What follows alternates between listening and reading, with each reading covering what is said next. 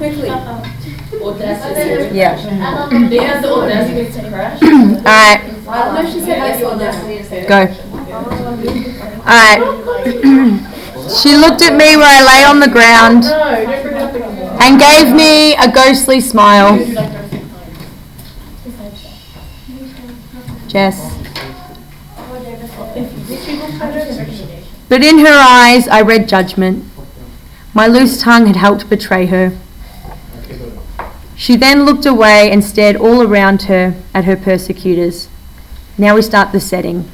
The sun, slipping below the horizon, found a narrow slit in the luring clouds. Through it, sudden and swift, beamed a lonely finger of light. It sped over the hillsides, touching each tree and stone until it reached Annis and lit her up as if she were on fire. Her amber eyes glinted, yellow as a cat's. So there's some stuff here, and I think this is important, where it's talking about fire. One of the earlier handouts I gave you was talking about fire as a symbol of rebirth. Yeah? Is this for personification? Personification is where you give person or human-like qualities to something. No, so it would be if they said the trees looked like they were screaming. So what if it's the other way around? So this isn't personification, this is a simile, because it's saying as if. So a simile is when you say something is similar to something else. So it's saying that the sun is making it look as if she were on fire. So this is actually a simile. It's using descriptive language. This is important where it says as if she were on fire. In this particular context, the description of the landscape is being used in a positive way to talk about Annis's martyrdom. Yeah, she's about to die, but the fire is a form of her embracing her evilness to the town. Whereas any time there's reference to fire in the Crucible, they're talking about it in a negative way. Even the title itself, The Crucible, talks about it being quite negative. Yeah, the fact that they burn up and nothing can survive in this hot, contained cauldron. Whereas here, it's actually really positive. It's saying this idea is that her eyes glinted yellow as a cat's. That's another simile. So she's been described as like an animal. Cats are very sneaky and stealth-like. She's being described as this animal. The light is touching her. There's a finger of light on her. It's almost like she's being touched by heaven. Her hair as if she's on fire. It's a really empowering moment for her, and the landscape is reflecting that.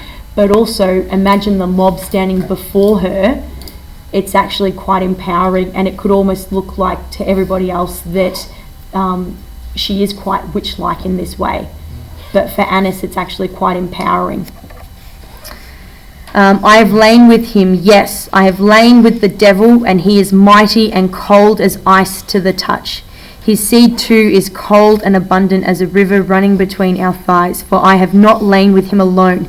No, I tell you now, I have seen your wives lie with him. Yours, Brad Hamilton, and yours, John Gordon. Remember, John Gordon is the one that becomes flagellant. He's the one that ends up whipping himself down the street and ends up depriving his wife of food and clothing and bedding. Okay, so he's the one that ends up falling off the cliff, and they don't find his body for a while and they can't retrieve it, so he ends up dying quite an awful, gruesome death. And yours too, Martin Highfield. The women moaned or screamed their outrage, but the men were transfixed by Annis and did not look at them. We rejoiced to do it, all of us together and without shame, many times, one after another, 2 or more at once, sucking and taking him however he desires to go into us. No man's yard is as great as his. He is a stallion amongst geldings. And again, this idea of like animal representation, because that's part of setting as well. And it's interesting, this reference as well. Stallion is something that's used to describe Proctor. He talks about Abigail being, when he's talking to his wife Elizabeth, he says that the promise he made to Abigail was no more no more a promise that a stallion makes to a mare. So there is a lot of animal imagery that can be tied into setting as well. Animal imagery can be tied into setting, yeah? So it's part of the landscape, it's part of nature. But it's interesting that this is actually how Satan or the devil is being personified here as a stallion. So this Aslan is personification. Yeah, the devil is being personified as an animal. Here she fixed her glare on the men she named, and I saw them flinching because it's challenging their masculinity. Every wife has said that her pleasure is extreme, far greater than with any of you, and she laughed as she said this last, laughed as if she could not control herself. The men bellowed like oxen, and again the men have been referred to as animals. So like a group of like animals, they've been referred to as like quite primal. Everyone's being reverted back to this sort of animalistic primal state. Then tugged as one upon the rope. It snapped tight and silenced her laughter. Her long legs kicked as they pushed her into the attic.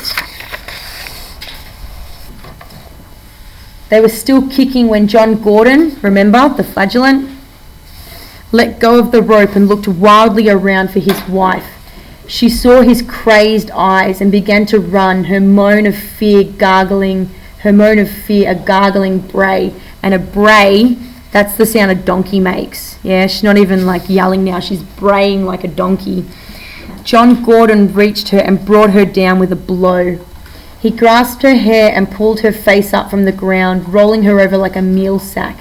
Is it true, he yelled, his knuckles bunched tight and poised above her. Did you lay with Satan? Before she could answer, he smashed his fist into her face. Blood smeared from her nose. He raised his arm to strike her again. Michael Montpellier's voice, when it came thundering down the cloud, was louder and fiercer than the wind. And so again, we've got references to people being like animals in the weather as well. So again, you talk about this idea of how people are being likened to the setting as well. And there's another chapter later on that talks about the thunder of his voice, and it's quite often Montpellier's referred to being light or dark, or the thunder of his voice, or his eyes being light or dark. So that's a good representation of Montpellier.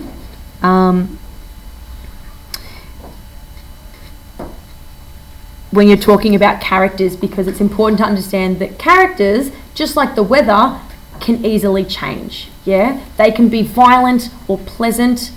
Yeah, and they can be they can harm you or they can frighten you. And Montpellier some days can be really calm, like a nice sunny spring day, but other days he can be thunderous and frightening like a storm, and he can be fierce like the wind.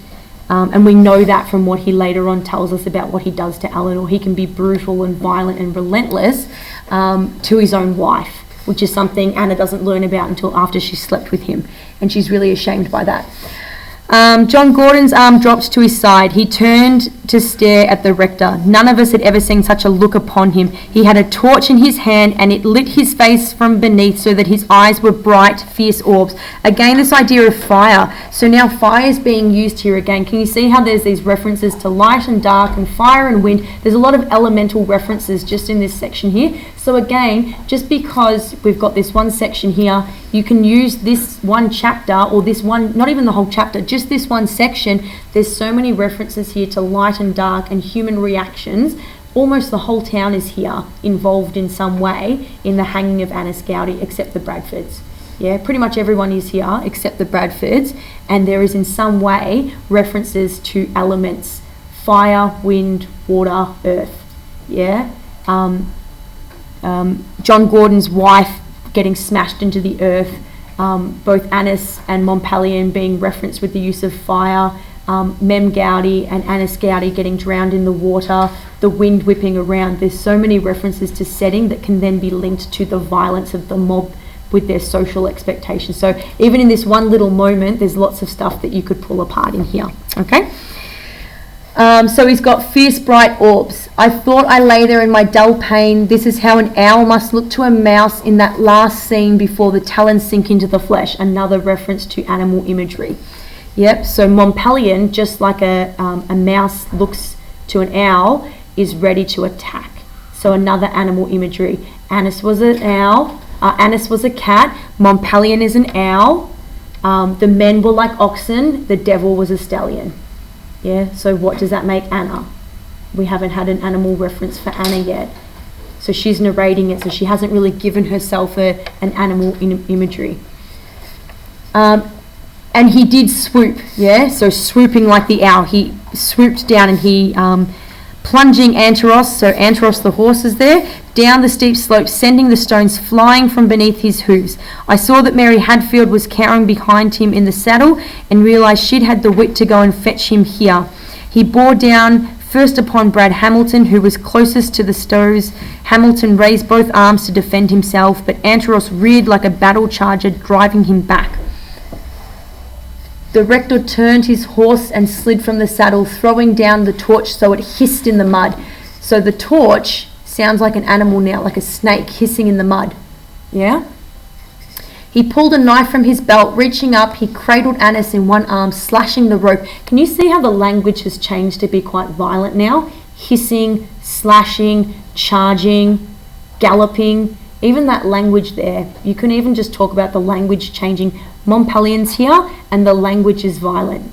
Yeah, there's no more finger of light touching Annis. There's no more glint in her eyes. There's now hissing and swooping and slashing. Yeah? Even if you knew just a few scenes like this really well, and you just knew a couple of key scenes like this really well, and reread them again and again and wrote on them a couple of times, this would do you really well. Yeah? But then look how gentle he is with her body. Reaching up, he cradled Annis in one arm, but he slashed the rope. Her beautiful face was unrecognizable, purple and bloated, with the tongue hanging out like a cur's. He drew his cloak up so that it covered her. Someone, I think it was Martin Highfield, was still drunk or crazed enough to defend what had been done. She admitted it, he slurred dully. She confessed she lay with the devil. Montpellier raised his voice to a roar. And again, that's something a lion does or an animal does. Oh yes, the devil has been here this night, but not in Annis Gowdy. Fools, ignorant wretches. Annis Gowdy fought with you, the only weapon she had to hand. Your own ugly thoughts and evil doubting of one another. Fall on your knees now. And they did, dropping as one to the ground. Pray to God that in his infinite mercy he will save your miserable souls. He drew a breath, then sighed.